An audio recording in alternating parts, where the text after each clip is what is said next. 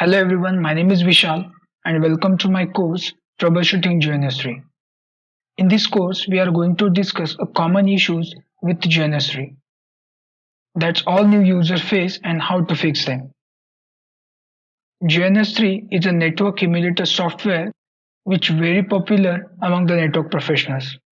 We can add many vendors like Cisco, Arista, Microsoft, etc. inside GNS3 and can test the network infrastructure before deployment. You can do so many things with the GNS3 now. Everything seems very awesome, but the learning curve of a GNS3 software for new users is very steep.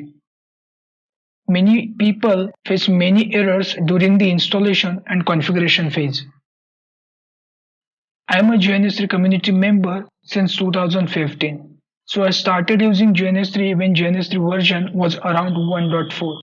Now GNS3 became a very advanced software and can simulate multi-vendor devices. Since 2015, I learned so many things by reading GNS3 documentation and community posts.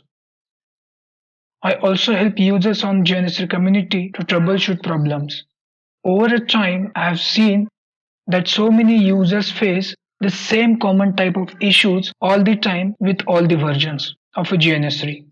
So I thought, why not create a troubleshooting course about those common issues so that people like you can troubleshoot issues by your own instead of waiting to get a reply from community members or to do search on the Google. As you know, it takes time to get help from GNS3 community members to resolve the issue. In this course, I will share my experience and solutions to most common errors that I learned over time. Enjoy the course and thank you.